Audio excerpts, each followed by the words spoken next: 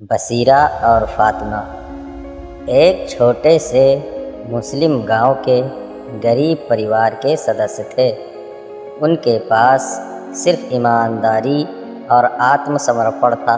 वे दिन भर काम करते और अपने छोटे से घर को चला रहे थे।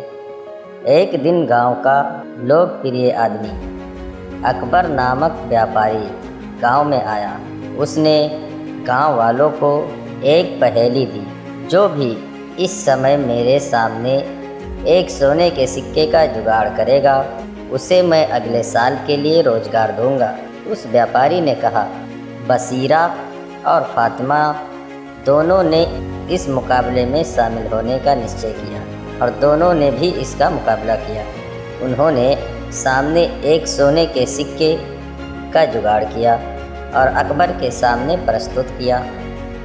अकबर ये देखकर हैरान रह गया कि इतनी मुश्किल से बनाई गई चीज़ कैसे बन सकती। उन्होंने कहा, तुम दोनों बहुत ही ईमानदार और मेहनती हो। मैं तुम्हें अपने साथ अगले साल के लिए काम पर रखना चाहता हूँ। बसीरा और फातिमा को अकबर की सेवा में रखा गया और उन्हें उच्च दर्जा की जगह मिली। उनका जीवन बदल गया, लेकिन उन्होंने ईमानदारी और समर्पण को कभी नहीं छोड़ा।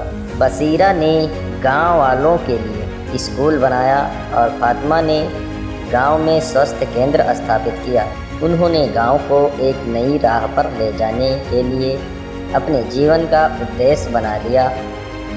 एक दिन जब उन्हें पूछा गया कि उन्हें इतनी सफलता कैसे मिली, तो उन्होंने मुस्कुराते हुए कहा, ईमानदारी और मेहनत से कोई भी मुश्किल असंभव नहीं होती।